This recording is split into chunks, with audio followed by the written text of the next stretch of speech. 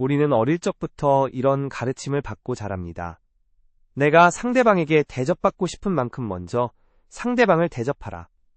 가는 말이 고와야 오는 말이 곱다. 타인을 배려하고 양보하는 것은 미덕이 몇 착하고 다정한 사람이 되어야 세상에서 환영받을 수 있다고요. 그래서 우리는 참으로 열심히 그리고 성실하게 그 가르침을 실천하며 살아갑니다. 사랑하는 연인에게 학창시절부터 꼭 붙어다녔던 소중한 친구에게 혹은 매일 얼굴을 마주하는 직장 동료나 심지어 피를 나눈 가족에게까지 말입니다.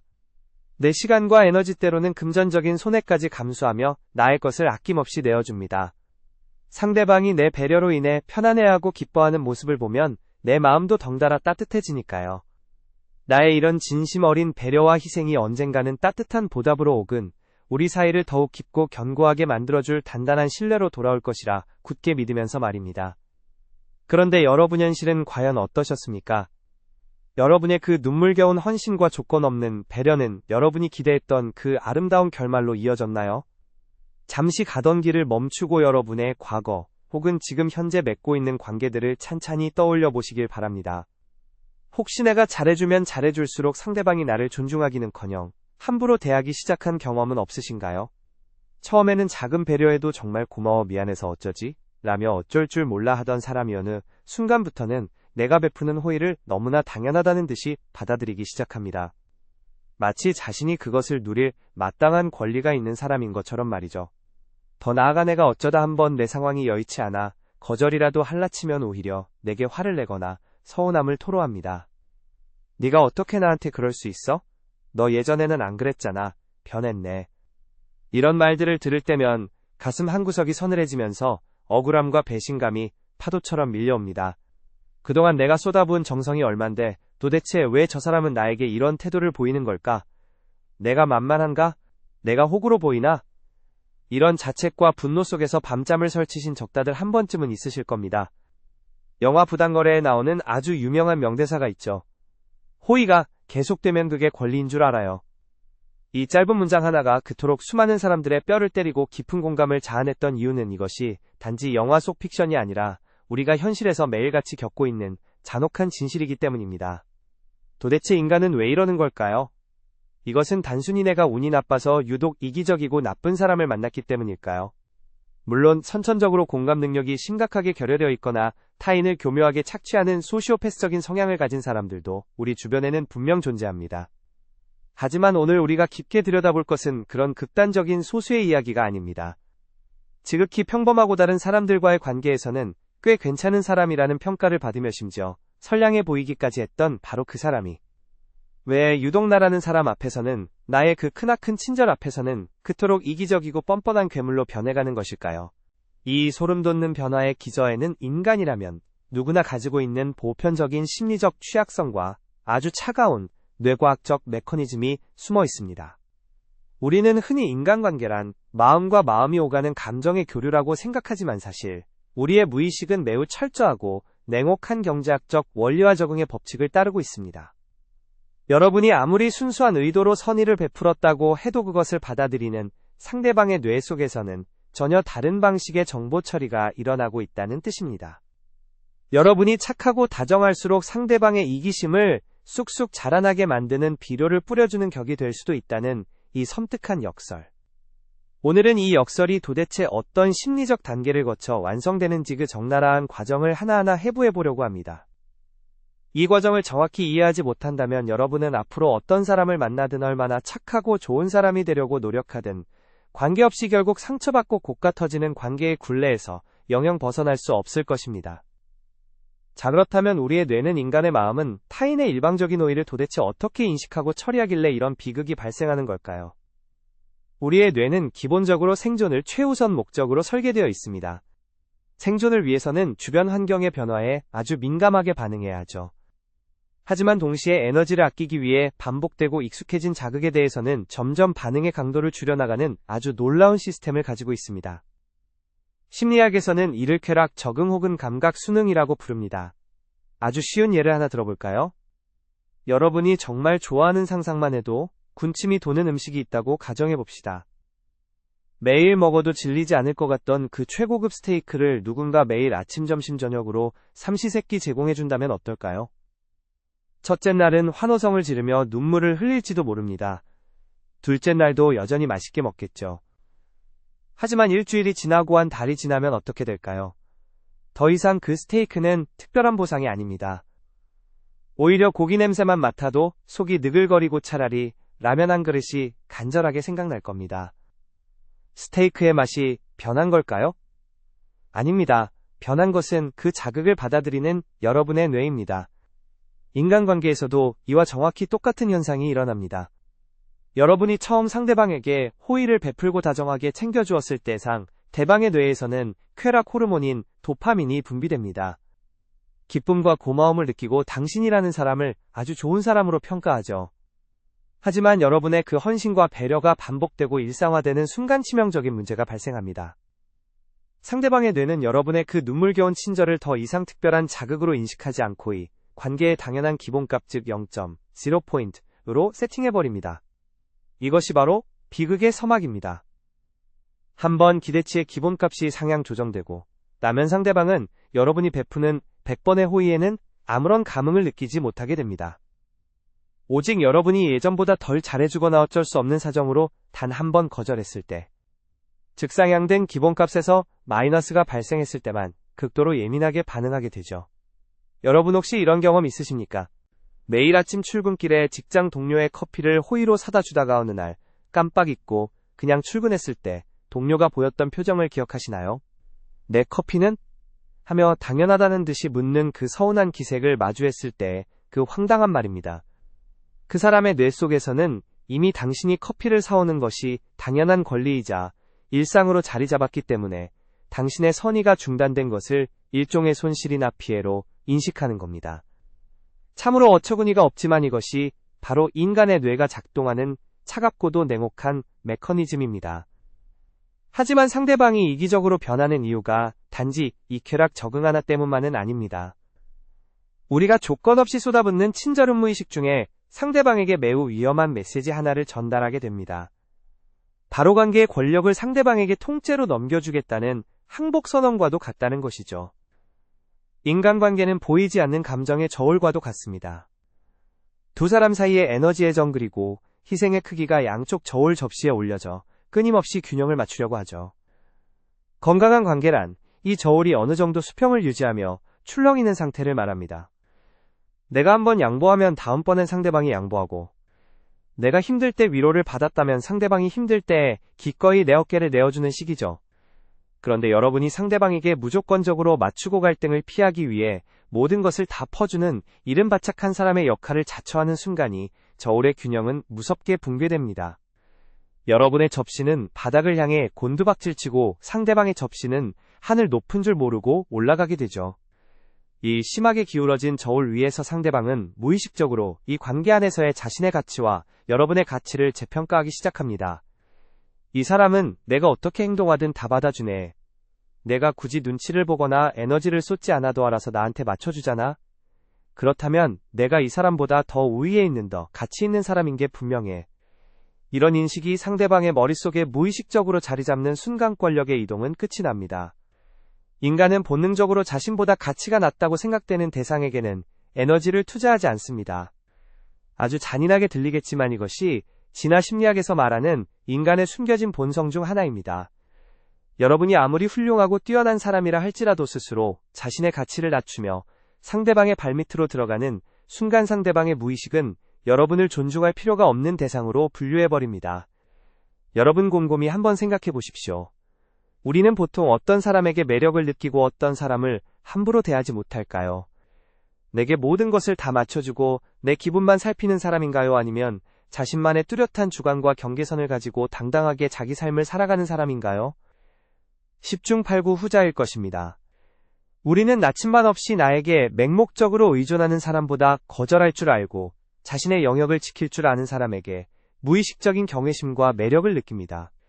그런데 안타깝게 도착한 사람들은 이 경계선을 세우는 것을 너무나 두려워합니다. 내가 안 돼, 그건 좀 힘들어 라고 말하는 순간 상대방이 실망하고 나를 떠나갈까봐 전전긍긍하는 것이죠. 하지만 여러분이 경계선을 허물고 모든 문을 활짝 열어둘 때 상대방은 여러분의 마음속 정원을 아름답게 가꾸어 주기는 커녕 흑발로 들어와 꽃을 짓밟고 쓰레기를 버리기 시작합니다. 왜냐하면 이곳은 아무렇게나 다뤄도 되는 주인이 없는 땅이라고 인식하기 때문입니다. 더욱 소름 돋는 것은 이런 과정이 반복되면서 상대방의 마음속에 생겨나는 인지 부조화 현상입니다. 처음에는 상대방도 자신이 이기적으로 행동한다는 것을 알지도 모릅니다. 여러분의 과도한 친절을 받으면서도 자신은 그만큼 돌려주지 않고 함부로 대할 때 마음 한구석에서는 아주 미세한 죄책감이나 불편함이 피어오를 수 있죠. 저 사람은 나한테 이렇게까지 잘해주는데 나는 왜 이러지? 내가 나쁜 사람인가? 하지만 인간의 뇌는 자신이 나쁜 사람이라는 결론을 견디지 못합니다. 그래서 이 불편한 감정을 해소하기 위해 기가 막힌 자기 합리화를 시작하죠. 어떻게요? 바로 여러분의 가치를 깎아내리는 방향으로 말입니다. 내가 이렇게 막 대해도 가만히 있는 걸 보면 쟤는 원래 자존감이 낮은 애야. 쟤가 나한테 이렇게 쩔쩔매는 건네가 그만큼 대단하고 쟤는 나 아니면 안 되기 때문이지. 오히려 내가 만나주는 걸 고마워해야 하는 거 아니야. 정말 기가 막히지 않습니까? 여러분이 베푼 따뜻한 호의가 상대방의 뇌 속에서는 자신을 우월한 존재로 둔갑시키고 여러분을 형편없는 사람으로 전락시키는 완벽한 핑곗거리로 악용되는 것입니다. 결국 여러분의 선의는 상대방의 이기심에 면죄부를 쥐어주는 꼴이 되고 맙니다. 이쯤 되면 여러분은 깊은 혼란에 빠지실 겁니다. 그럼 도대체 어떻게 하라는 거지? 사람을 믿지 말고 이기적으로 살라는 뜻인가? 모든 관계에서 계산기를 두드리며 이해득실만 따져야 한다는 건가?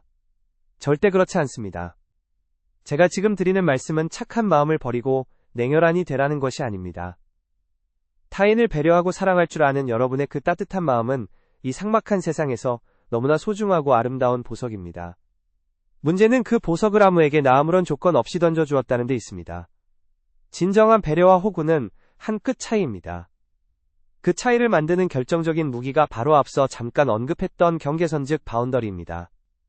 자신의 바운더리가 명확한 사람은 타인에게 친절하지만 결코 자신의 영혼이 다치면서까지 희생하지 않습니다. 그들은 상대방의 부당한 요구나 무례한 태도 앞에서는 단호하게 NO라고 말할 줄 압니다. 여러분은 지금까지 타인의 기분을 상하게 하지 않기 위해 갈등을 피하기 위해 얼마나 많은 NO의식을 삼키며 살아오셨습니까? 그렇게 삼킨 NO의식이 여러분의 속을 까맣게 태우고 급기야 상대방을 괴물로 키워냈다는 사실을 이제는 직시하셔야 합니다. 지금 당장 여러분의 관계들을 되돌아보십시오. 여러분이 정당한 거절을 했을 때 화를 내거나 곁을 떠나는 사람이라면 그 사람은 애초에 여러분을 존중하거나 사랑했던 것이 아닙니다. 단지 자신의 편의를 위해 여러분의 착함을 편리하게 이용하고 착취해왔을 뿐이죠. 그런 사람이 떠나가는 것은 결코 슬퍼할 일이 아닙니다. 오히려 축배를 들어야 할 일입니다. 여러분의 소중한 에너지와 감정을 갉아먹던 기생충 같은 존재가 스스로 떨어져 나간 것이니까요. 이제는 방향을 바꿔야 할 때입니다. 나의 친절이 타인의 이기심을 키우는 독약이 되지 않게 하려면 우리는 반드시 조건부 호의 완화를 지키는 이기심을 배워야만 합니다. 그렇다면 이 건강한 바운더리를 도대체 어떻게 세워야 하는 걸까요? 이미 기울어질 대로 기울어진 관계의 저울을 다시 수평으로 되돌릴 방법은 과연 존재하는 것일까요? 네, 분명히 존재합니다. 그리고 그 첫걸음은 무척이나 단순하지만 동시에 가장 엄청난 용기를 필요로 하는 일입니다. 바로 여러분 자신에게 나쁜 사람이 될 용기를 허락하는 것입니다. 심리학에서는 타인의 부당한 요구나 나의 선을 넘는 행동에 대해 단호하게 거절했을 때 상대방이 보이는 격렬한 저항을 속어 폭발이라고 부릅니다. 아이가 마트에서 장난감을 사달라고 떼를 쓸 때 평소에는 귀찮아서 바로 사주던 부모가 어느 날 갑자기 안 돼 라고 단호하게 말하면 어떻게 될까요? 아이는 알겠습니다 하고 물러나는 것이 아니라 오히려 바닥에 드러누워 평소보다 10배는 더 크게 울며 발악을 합니다. 이것이 바로 속어 폭발입니다. 여러분이 그동안 습관적으로 베풀어 오던 친절과 양보를 멈추고 처음으로 아니 오늘은 내가 좀 힘들어. 그건 네가 직접 하는 게 맞을 것 같아 라고 선을 긋는 순간 여러분을 호구로 취급하던 그 사람은 마치 장난감을 빼앗긴 아이처럼 펄펄 뛰며 분노할 것입니다. 너 진짜 이기적이다. 사람이 왜 이렇게 변했냐 실망이다 라며 여러분의 죄책감을 자극하고 가스라이팅을 시도하겠죠. 여러분 만약 누군가가 여러분에게 이런 반응을 보인다면 어떻게 하시겠습니까?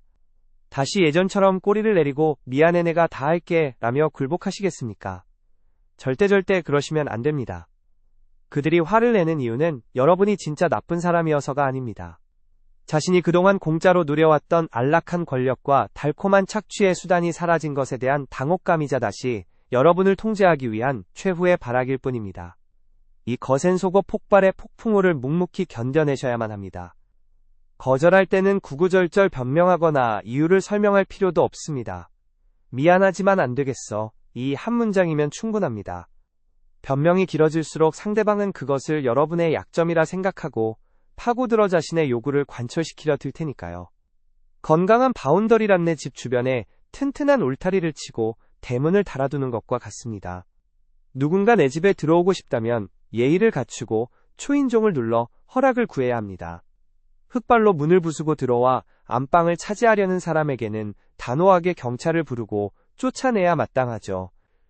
여러분의 마음과 시간 그리고 에너지는 오직 그럴 만한 자격이 있는 사람, 즉 여러분의 호의에 감사할 줄 알고 똑같이 다정함으로 보답할 줄 아는 사람에게만 문을 열어주어야 합니다. 이것은 결코 계산적인 삶이 아닙니다. 나를 지키기 위한 가장 기본적인 생존 본능이자 나에 대한 최소한의 예의입니다. 관계를 끊어내는 것이 두려워서 외로워지는 것이 무서워서 나를 갉아먹는 관계에 매달리고 계신 분들이 참 많습니다. 하지만 여러분 혼자 있는 외로움보다 1000배만배 더 끔찍하고 고통스러운 것은 누군가와 함께 있으면서도 철저하게 무시당하고 텅 빈 껍데기가 되어가는 군중 속의 고독입니다. 나를 호구로 보는 사람 10명을 곁에 두는 이내 가치를 알아주는 진짜 내 편 한 명을 남기는 것이 아니, 차라리 당당하게 혼자만의 시간을 즐기며 나를 가꾸는 것이 내 인생을 훨씬 더 윤택하게 만듭니다. 그렇다면 건강한 관계와 병든 관계는 어떻게 구분할 수 있을까요? 아주 간단한 리트머스 시험지가 있습니다. 그 사람을 만나고 집으로 돌아오는 길 여러분의 기분이 어떤지를 살펴보십시오. 따뜻한 위로를 받고 에너지가 채워지는 기분이 든다면 그것은 여러분을 성장시키는 건강한 관계입니다. 하지만 반대로 기가 빨리는 것 같고 내가 또 실수한 건 없는지 불안해지며 왠지 모를 우울감과 피로감이 몰려온다면 그것은 당장 거리를 두어야 할 독이 되는 관계입니다. 여러분의 몸과 무의식은 이미 정답을 알고 있습니다. 단지 이성이 그것을 애써 외면하고 합리화했을 뿐이죠. 이제는 그 무의식의 경고음에 귀를 기울이셔야 합니다. 상대방의 감정 쓰레기통 역할을 자처하는 것을 당장 멈추십시오. 내 시간, 내 돈, 내 감정은 오롯이 나의 통제하에 있어야 합니다. 내가 이렇게까지 양보하면 저 사람도 언젠가 내 진심을 알아주겠지 라는 헛된 희망은 이제 쓰레기통에 던져버리십시오. 인간의 뇌는 쾌락 적응과 권력의 우위를 통해 이미 그 진심을 당연한 권리로 변질시킨 지 오래니까요. 우리는 흔히 착한 사람 콤플렉스에 빠져나 자신을 돌보는 것을 이기적이라고 착각하곤 합니다. 하지만 비행기에서 산소 마스크가 내려올 때 승무원들은 누구에게 먼저 마스크를 씌우라고 안내하나요? 그렇습니다. 내 아이도 내 옆에 노약자도 아닌 바로나 자신에게 먼저 씌우라고 철저하게 교육합니다. 내가 먼저 숨을 쉬고 온전하게 살아있어야 비로소 남을 도울 수 있는 여력이 생기기 때문입니다. 인간관계도 이와 한치의 다름이 없습니다. 내가 나를 존중하고 사랑하지 않는데, 내가 나를 함부로 내팽개치는데 세상 어떤 누가 나를 귀하게 여겨주겠습니까? 여러분이 그동안 타인에게 베풀었던 그 눈물겨운 정성과 따뜻한 배려의 방향을 이제는 180도 돌려 여러분 자신에게로 향하게 하십시오. 내가 나를 귀하게 대접하기 시작할 때 비로소 타인도 나를 함부로 대할 수 없다는 것을 깨닫게 됩니다. 착하고 다정한 여러분의 본성은 결코 잘못된 것이 아닙니다. 세상은 여전히 여러분 같은 따뜻한 사람들을 필요로 합니다. 다만 그 아름다운 마음을 함부로 착취하려는 자들 앞에서는 기꺼이 차갑고 단호한 얼음 송곳이 될 줄도 알아야 합니다. 호의는 돼지 목의 진주 목걸이처럼 아무에게나 던져주는 것이 아니라 그 가치를 아는 사람에게만 허락하는 특권이라는 사실을 부디 가슴 깊이 새기시길 바랍니다.